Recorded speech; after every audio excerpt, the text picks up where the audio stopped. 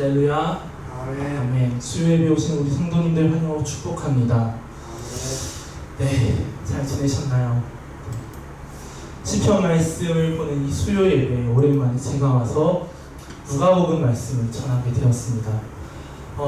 주보에 나와 있는 제목과 오늘 제가 전할 제목이 조금은 바뀌었습니다.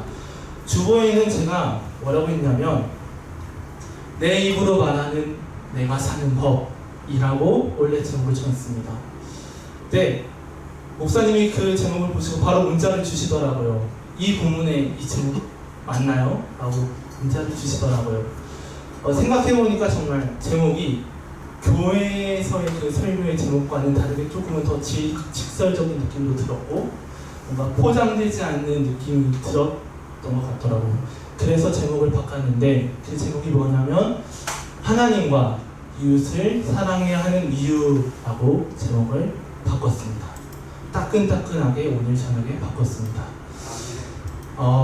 그래도 제가 얼굴을 보여드리면서 저의 근황을 전할 수 있는 시간은 지금밖에 없는 것 같더라고요. 제가 주일에 소교회에서 빨리 끝나서 오지 않는 이상 전할 수 없는 것 같아가지고 그래도 짧은 근황을 전해드리자면 이제는 아이들의 꽃 여름 성경학교를 준비하고 있습니다. 아이들의 하이라이트 어린이 주일 또 여름 성경학교 이 두 개가 있는데 어린이 주일은 지나가고 이제 그 기대를 충족시키기 위해서 성경학교를 준비하고 있습니다. 생각보다 시간이 빠르게 가더라고요. 최근에 제가 자주 들었던 이야기 중 하나가 뭐냐면 이제 교회에 온 지 6달이 됐는데 이제 6달을 꽉꽉 채웠는데 어떻냐라는 말을 종종 들었습니다. 시간이 정말 훅 가는 것 같아요.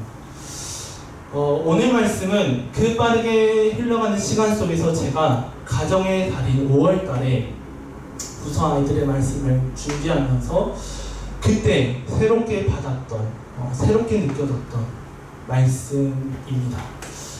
성경을 읽다 보면 때때로 한 단어가 강하게 와닿기도 하고 혹은 한 문장이 강하게 와닿기도 하는 것 같습니다. 누군가는 사랑이라는 단어가 강하게 와닿아서 예수님이 나를 위해서 이렇게 사랑해 주셨지 나도 예수님이 사랑을 애들에게 전해야겠다. 나도 그 예수님이 나를 사랑하신 것처럼 나도 누군가를 사랑해야겠다 라는 마음을 가지기도 하고 또 누군가는 목자라는 단어가 나에게 강하게 와닿아서 그래 나의 목자 되신 주님 정말 따라가야겠다. 내가 애쓰면서 살아갔는데 내 노력대로 살아갔는데 목자 되신 예수님을 따라가야겠다라는 마음을 가지기도 합니다. 어떤 한 말씀이 한 단어가 우리 마음에 강하게 와닿는 거예요. 조사된 건 아니지만 제가 생각하기에 많은 목사님들에게 와닿는 말씀 중 하나는 하나님이 부르시는 장면과 연관되어 있을 것 같아요. 하나님이 모세를 불러 이르시되 이 말씀이 저에게는 좀 와닿았습니다. 하나님이 모세를 불러 이르시되라는 말씀이 있는데 부르심이 와닿아서 저는 이 길을 가는 것 같아요. 또 누군가는 전해라. 내가 가르친 모든 것을 내가 분부한 모든 것을 전해라 라는 말씀이 와닿아서 목사님들은 또 이 길을 가지 않을까 혹은 이와 비슷한 말씀을 받아서 가지 않을까 라는 생각을 했습니다. 이런 강한 임팩트가 없으면 이 길을 가지도 않았을 것 같기도 하죠. 이런 강한 임팩트가 있으니까 가는 것이죠. 그래서 때로는 저는 불러 이르시되가 저에게 강하게 온 게 감사하기도 합니다. 왜냐하면 만약에 제가 하나님의 부르심 하나님이 나를 불렀어 이 말씀이 아니라 가라 너희가 가서 모든 민족을 제자로 삼아라 이 말씀이 와닿았다면 저는 이 자리에 없고 선교사님이 되었을 수도 있어요. 가라고 하셨는데 그 가라가 나에게 강하게 와닿았는데 적어도 비행기는 타야 되지 않겠습니까?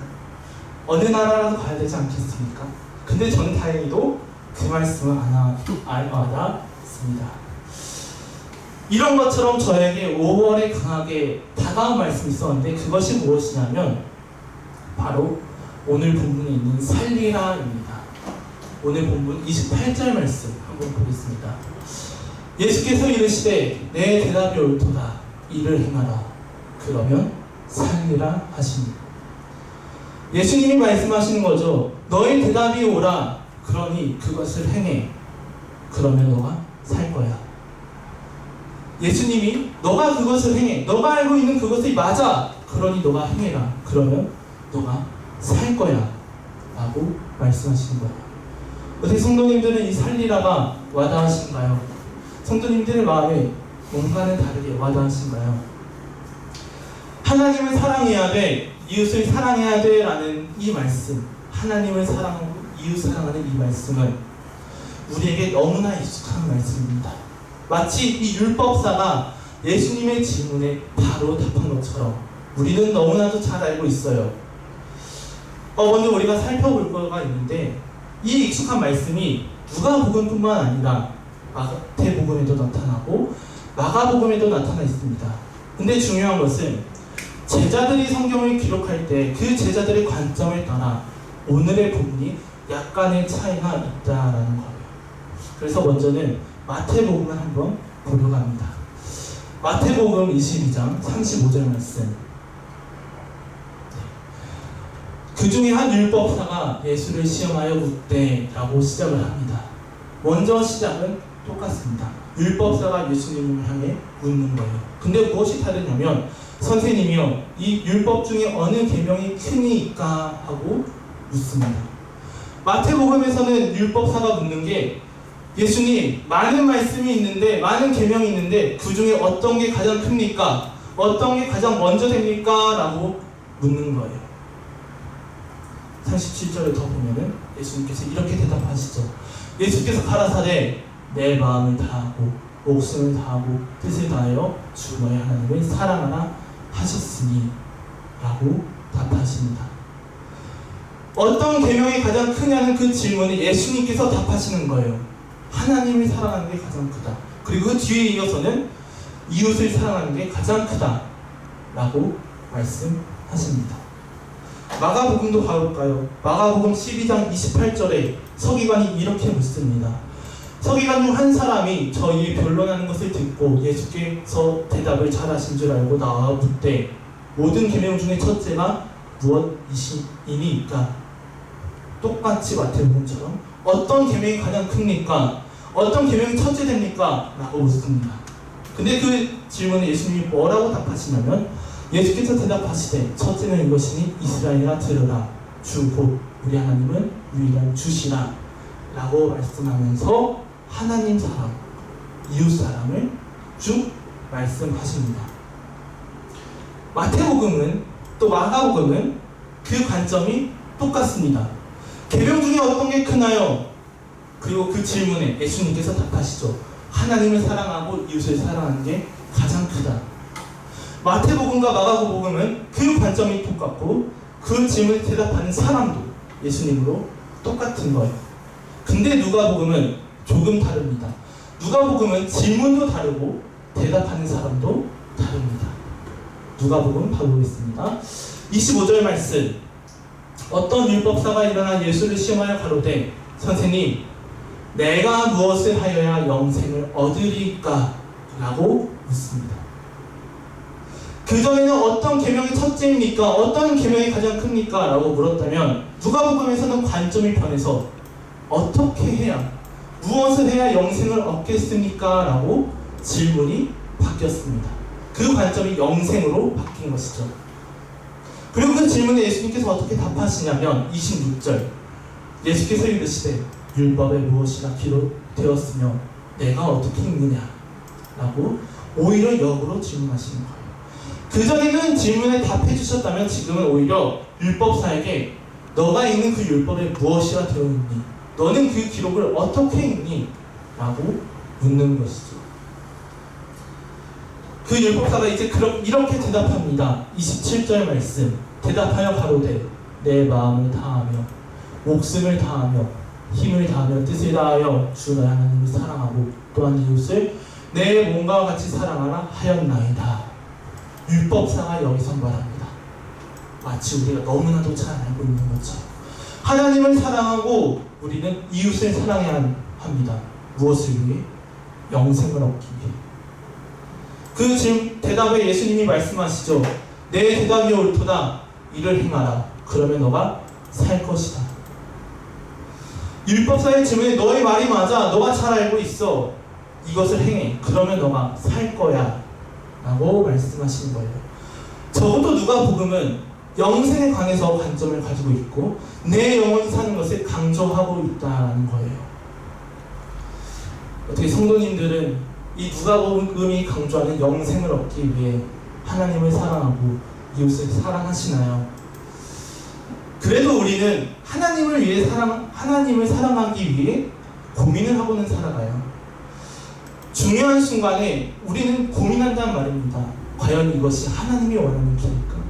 과연 이것이 나의 욕심이 아닌 하나님이 원하는 방향일까? 우리는 고민한다는 거예요. 최근에 친구랑 통화를 했는데 친구도 결혼에 대해서 고민을 하더라고요. 정말 이 사람이 하나님이 나를 위해 준비한 사람일까? 정말 이 결혼이 하나님이 얘기하신, 하나님이 원하시는 결혼일까?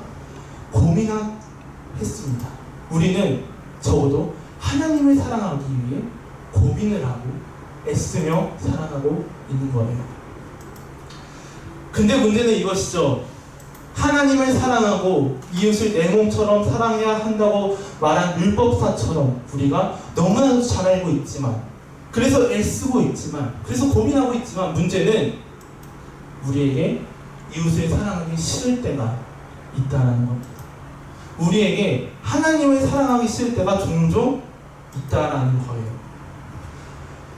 저는 최근에 성경 속에서 아주 나쁜 인물을 새롭게 알았습니다. 그 나쁜 인물이 누구냐면 리브가예요. 리브가. 지난 주일에 아이들에게 이제 리브가가 야곱을 도와서 그 장자의 축복을 받는 장면을 설명했는데, 리브가가 야곱을 위해 요리도 해줬어, 또 털을 이렇게 붙이라고 말도 해줬어, 이렇게 저렇게 도와줬어 라고 말을 했는데 한 아이가 그 말을 듣고 이렇게 말하더라고요. 와, 진짜 아내의 자격이 없는 여자다 라고 말했습니다. 저는 정말 그 아이의 그 말을 강하게 기억할 것 같아요. 그 대사며 그 표정이며 얼마나 그 차가운 말투 속에 분노가 꽉꽉 담겨있는지, 얼마나 그 리브가의 행동이 말이 안 된다고 느꼈는지, 엄마도 아니고 와, 정말 아내의 자격이 없는 여자다라고 한 아이가 말하더라고요. 왜냐하면 제가 아이들에게 이렇게 알려줬습니다. 뭐라고 해줬냐면, 가족이라는 존재는 하나님 빼고 우리에게 허락하신 가장 가까운 존재야. 우리가 이 평생을 살아가는데 하나님 빼고 우리에게 평생을 같이 살아가라고 동행하라고 붙여준 존재가 바로 가족이야 라고 말해줬어요. 근데 그 가장 가까운 존재가 어떡하나요? 야곱만 편애하는 거예요. 그래서 그 아이가 그런 말을 한 것이죠. 어떻게 아이들의 눈에 그렇게 나쁜 리브가 같은 사람이 우리의 이웃이라면 우리는 사랑할 수 있을까요? 아니, 그 전에 사랑하고 싶을까요? 나에게 가장 가까운 존재, 야곱에게는 몰라도 에서에게는 적어도 자신을 속이고 단순히 속인 것에서 멈추는 것이 아니라 하나님의 축복을 못 받도록 방해하는 존재이잖아요. 그리스도인인 우리에게도 나름의 기준이 있습니다. 무슨 기준이 있냐면, 먼저는 세상을 향해 보이는 기준이 있어요. 아, 내가 그리스도인으로서 이거는 참을게, 그리스도인으로서 이거는 양보할게 하는 기준이 있습니다. 근데 그거와 동시에 게 뭐냐면, 세상도 나에게 이거는 넘으면 안 돼, 이 선은 내가 타협할 수 없어 라는 기준이 우리에게도 있는 거예요. 근데 그 선을 리브가가 깨버린 거죠. 야곱을 편애할 수 있지만, 더 챙겨주고 더 관심 가져줄 수 있지만, 하나님의 축복을 방해한 거는 다른 차원인 거죠. 내가 예수님을 믿는 걸 방해하고 내가 예수님께 예배드린 것을 누가 적극적으로 만든다라면 우리는 거기에 대해서는 용납할 수 없는 것처럼, 에서도 그 리브가에 대해서는 용납할 수 없었을 거예요. 근데 그런 존재가 우리 이웃이라면 우리는 과연 그 존재를 사랑할 수 있을까요? 사랑은 둘째치고 그 마음 속에 미움만 없어도 성공한 거 아닐까요? 근데 그런 이웃을 성경은 사랑하라 라고 말합니다. 어떻게? 내 몸과 같이. 내가 나를 얼마나 끔찍히 아끼는데, 내 시간, 내 감정, 내 원한, 나의 마음, 내가 나를 소중하게 생각하는 것처럼 내 이웃을 사랑해야 한다는 것, 원수를 그렇게 사랑해야 된다는 것, 사랑이 싫을 때가 있는 거예요. 그게 연약한 우리입니다. 이웃은 그렇다 칩시다. 그러면 하나님을 향해서는 어떨까요? 하나님의 사랑이 싫을 때도 우리에게 종종 있습니다. 언제냐면 하나님의 원함과 나의 원함이 다를 때, 나는 이 시간에 이걸 원하고 저걸 원하지만 하나님은 그것을 원치 않을 때, 내가 하나님의 뜻과 하나님의 마음을 알지만 내 뜻과 내 마음이 더 중요할 때, 그때 우리는 하나님의 그 사랑을 원치 않아요. 그때가 그리고 우리에게 종종 있다라는 거예요. 그게 바로 사울왕 아닙니까? 누구보다 나의 원함을 쫓아간 사람, 하나님의 뜻과 하나님의 마음을 알았지만 누구보다 나의 뜻을 쫓아가서 다윗을 죽이고자 한 사람, 사람의 눈으로 보면 자신의 아들에게 전 재산을 물려주는 게, 그 왕의 자리를 물려주는 게 맞죠. 하지만 하나님의 원함과는 달랐어요. 그리고 그게 부딪혔을 때 사울 왕은 하나님을 사랑하지 않았던 것이죠. 사랑하기가 참 어려운 세상인 것 같습니다. 근데 이 상황에서 더 어려운 것은 하나님을 사랑하고 말고를 떠나서 하나님 말고 사랑할 게 너무나도 많다라는 것 같아요. 나를 사랑하고 유행을 사랑하고 문화를 사랑하고 물질을 사랑해요. 사랑해서 쫓아갈 게 너무나도 많은 세상을 우리가 또 살아가고 있는 것 같습니다. 저는 제가 사랑하는 것을 분목 재수할 때 깨달았습니다. 시험을 3주 남겨놓고 깨달았어요. 저는 치킨과 게임을 사랑해요. 아마도 우리 가족은 잘 알 거예요. 제가 치킨과 게임을 사랑한다는 거. 재수할 때는 조금 더 간절하죠. 시간을 아껴야 된단 말이에요. 근데 그 시간을 내서 무엇인가 한다는 것은 그것을 정말 사랑한다는 겁니다. 제가 재수할 때 점심은 그래서 학교에서 준비해 주니까 챙겨주는 대로 먹었는데, 저녁을 먹을 때는 최대한 편하고 빠르고 쉽게 먹었습니다. 그래서 주로 햇반을 먹었고, 그래서 주로 컵밥을 먹었어요. 근데 어느 날 이렇게 공부를 하다가 문득 든 생각이, 내가 이렇게 에너지 섭취만 할 게 아니라 진짜 식사를 해야겠다 될 때가 있었습니다. 정말 내가 시간을 내고 여유를 내서 한번 식사를 해야겠다라는 생각이 들 때가 있었어요. 그때 먹은 게 바로 치킨입니다. 학교에서 왕복 30분이 걸리는데 그 거리를 가서 닭강정을 사왔어요. 왜냐면 그때는 돈이 조금 없었으니까. 시간을 내서 여유를 가지면서 그때 가진 게 치킨이었던 거예요. 저는 치킨을 사랑하는 것 같아요. 군목을 준비하면서 재수하면서 제가 저 스스로에게 놀란 것 두 개가 있는데, 하나는 3시간 동안 자면서도 사람이 살 수 있구나 라는 걸 느꼈습니다. 3시간만 공부하면서 살았는데 그때는 정말 정신이 육체를 초월하구나 라는 걸 느꼈어요. 그게 저는 놀라웠습니다.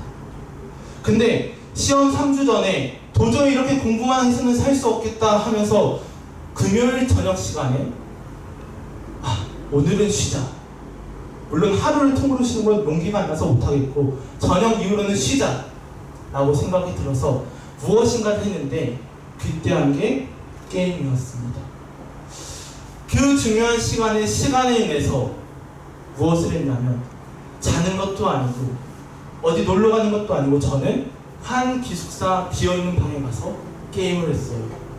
오후 5시에 들어가서 제가 원래 있는 방으로 돌아오니까 새벽 3시가 됐더라고요. 그리고 제가 들어오는 장결에 친구가 놀랬습니다. 이제 들어오는 거야? 이제 들어오는 거야? 그러면서 이런 말을 했어요. 이토록 게임을 할 때까지 참은 너도 참 대단하다. 어떻게 게임을 10시간을 하니 그동안 참은 너도 참 대단하다라는 말을 했습니다. 저는 제가 재수를 하면서 치킨과 게임을 좋아하는구나라는 걸 정말 강하게 깨달았습니다. 이 말씀을 왜 하냐면, 하나님을 사랑하고 이웃을 사랑해야 되는데 사랑할 게 너무 많은 것 같아요. 사랑할 게 너무 쏟아지는 것 같아요. 근데 더 어렵고 두려운 문제는 뭔지 아시나요? 하나님이 아닌 사랑할 거를 할 수 있는 그 나이가 점점 어려지고 있어요. 예전에는 성인 되었다면 지금은 어린아이들도 하나님이 아닌 다른 것을 사랑하고 있어요. 또 예전에는 하나님이 아닌 다른 것을 사랑하기가 어려웠는데 지금은 좀 더 쉬워지고 있어요. 각종 매체에서 사랑할 것들을 보여주고 있고요. 내가 나를 더 사랑하고 싶은데 세상이 무엇을 말하냐면 인권을 말하고 있어요. 우리는 주권인데 세상은 인권을 말하고 있어요. 세상이 또 무엇을 말하냐면 우리는 공동체가 중요한데 세상은 이기주의를 넘어서 개인주의를 말하고 있어요. 내가 가장 중요해. 내가 가장 소중해. 스마트폰을 통해서 하나님과 멀어질 방법들이 다양하게 쏟아지고 있고 더 문제는 멀어진 그 모습들을 멋지게 보여주고 있어요. 이게 우리가 살아가는 시대입니다. 이게 우리가 살아가는 세상입니다. 그러면 어떻게 해야 될까요? 이 시대 속에서, 이 현실 속에서 어떻게 해야 하나님을 향한 사랑을 지킬 수 있고 어떻게 해야 이웃을 향한 사랑을 지킬 수 있을까요? 먼저는 그 세상에 끌려다니지 않아야 된다는 겁니다. 교회가 비록 세상 속에 있지만 우리도 작은 교회로서 세상 속에 살아가고 있지만 먼저는 그 세상에, 그 환경에 우리가 끌려다니지 말아야 된다는 겁니다. 마태복음 5장 13절 말씀. 이 말씀은 팔복 말씀 다음에 나오는, 그 바로 다음에 나오는 말씀입니다. 너희는 세상의 소금이니 소금이 만일 그 맛을 잃으면 무엇으로 짜게 하리요? 후에는 아무 쓸데없어 다만 밖에 버려 사람에게 밟힐 뿐이니라. 너희는 세상의 빛이라 상위에 있는 동네가 숨기지 못할 것이다. 예수님께서 말씀하십니다. 너희는 세상의 빛과 소금이다. 교회의 빛과 소금이 아니라 세상의 빛과 소금이다 라고 말씀하시는 거예요. 빛과 소금이 어떠냐면 그 주변이 아무리 물이 많아도, 그 주변에 아무리 어둠이 많아도 빛과 소금이 있으면 그 주변이 바뀌어요.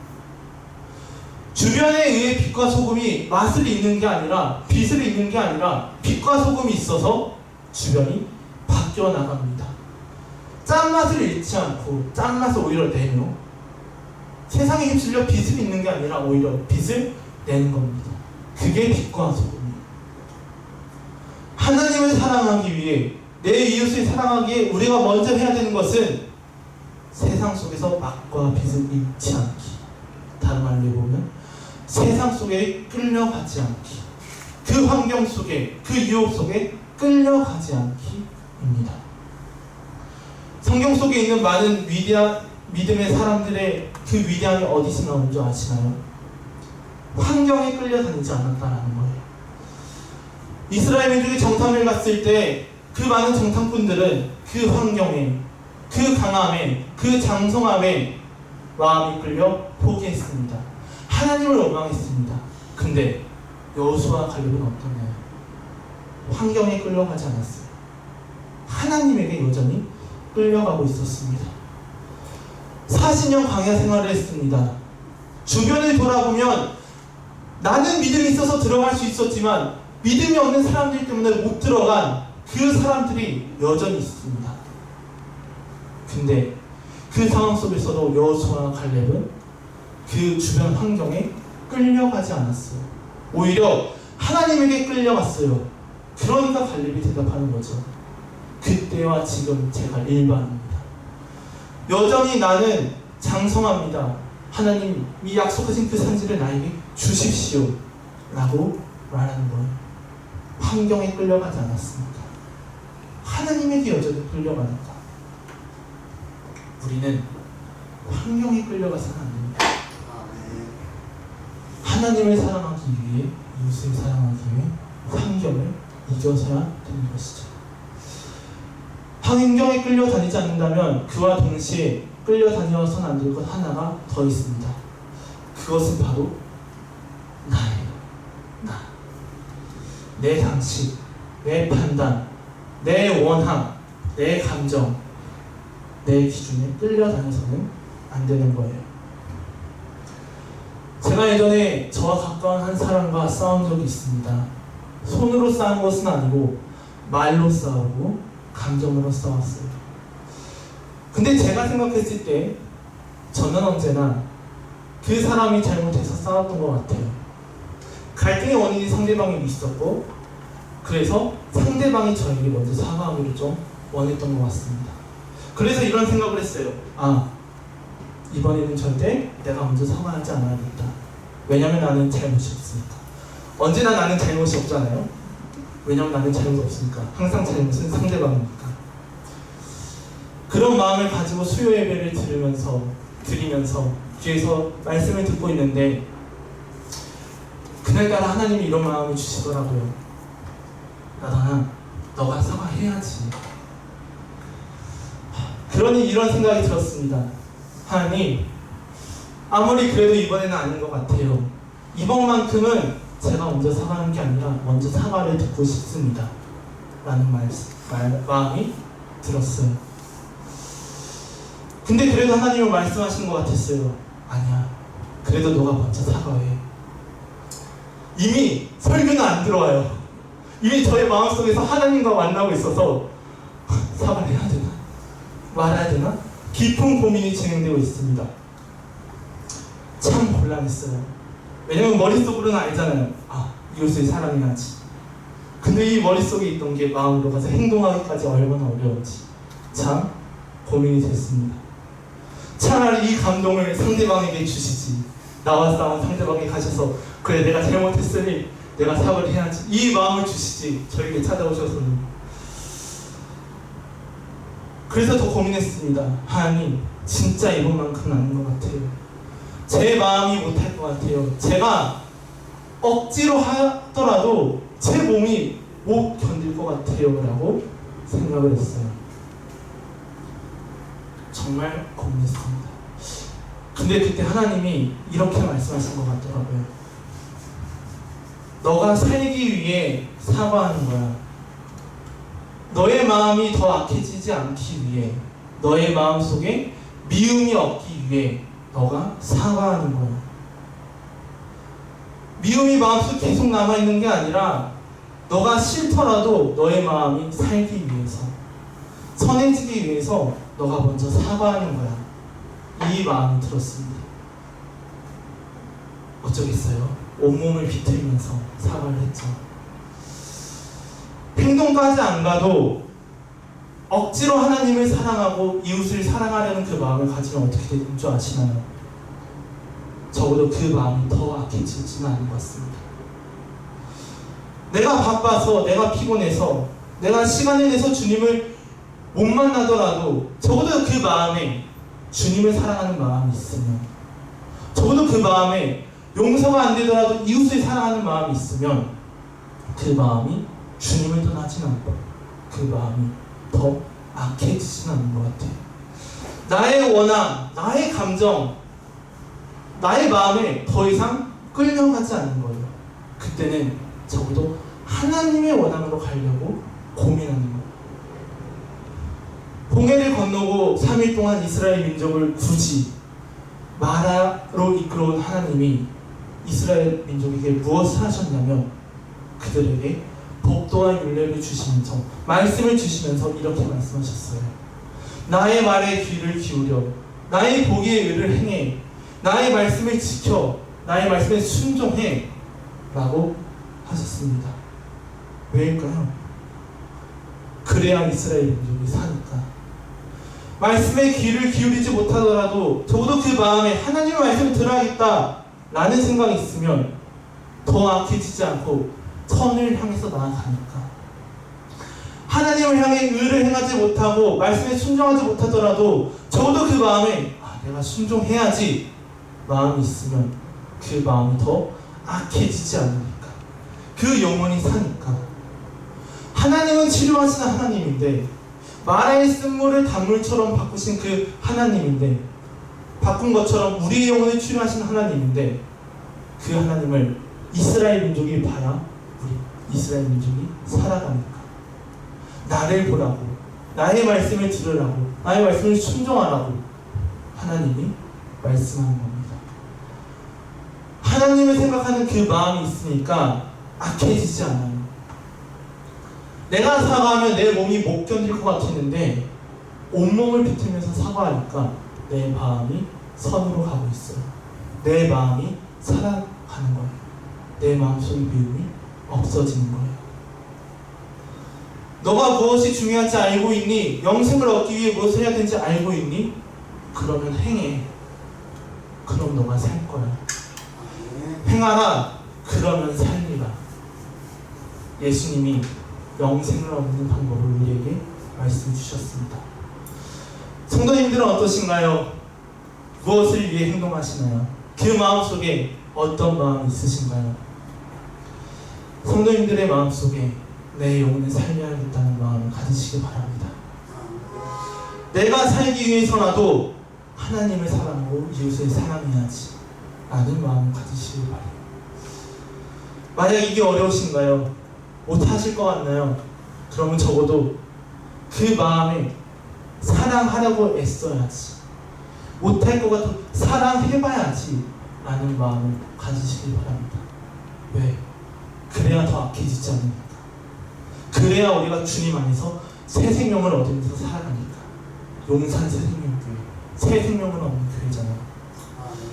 언제나 주님을 바라보는 마음으로, 주님을 사랑하는 마음으로, 그래서 영혼이 매일매일 새롭게 살아가는 성도님들 되시길 간절히 바라고 축복합니다. 아멘. 주께 가까이 날 이끄소서. 찬양하겠습니다.